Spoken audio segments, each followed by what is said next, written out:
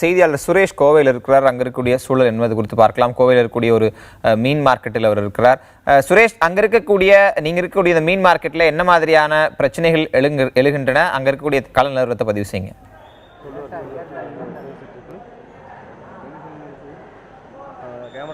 செம்மல், பொதுவாக இந்த கோவை மொத்த மீன் மார்க்கெட் என்பது 500 ரூபாய் 1000 ரூபாய் நோட்டுகள் மிக சர்வசாதாரணமாக சரளமாக புரளக்கூடிய ஒரு பகுதி.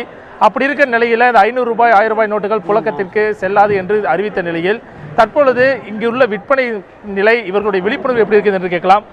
வழக்கமாக நீங்கள் இந்த ஊரில் இருந்து நிறைய பேர் வாங்கிட்டு வெளியூர் போகிறதும் இங்கே லோக்கலில் எல்லா மாவட்டம் முழுவதும் போகிற வழக்கமாக இருக்குது. இன்றைக்கி வியாபாரம் எப்படி இருந்தது? இது குறித்த விழிப்புணர்வு உங்களுக்கும் சரி பொதுமக்களுக்கும் சரி எப்படி? அதாவது இந்த அரசாங்கம் எடுத்திருக்கக்கூடிய இந்த லஞ்ச பணத்தை, கருப்பு பணத்தை வெளிக்கொண்டு வரக்கூடிய இந்த நிகழ்வு வந்து சரியான முடிவு தான்.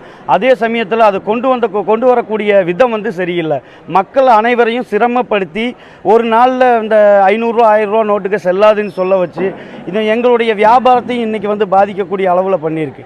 அரசாங்கம் என்ன பண்ணியிருக்கணும்னா முன்னாடியே இதுக்குண்டான ஏற்பாடை பண்ணிவிட்டு அதுக்கப்புறம் இந்த அறிவிப்பை செஞ்சுருந்தாங்கனாக்கா மக்கள் சிரமம் அடையாமல் இருந்திருக்கும். எங்களுக்கு 100 ரூபாய் 200 ரூபா கொடுக்கக்கூடியவங்கள வெறும் 500 1000 ரூபா கொடுத்தனால எங்களோட இன்றைக்கி ஒரு நாள்லேயே வந்து எங்கள் மார்க்கெட் வந்து ஸ்தம்பிச்சு நிற்கிது. எங்களால் வியாபாரம் பண்ண முடியாத ஒரு சூழ்நிலை ஏற்பட்டிருக்கு.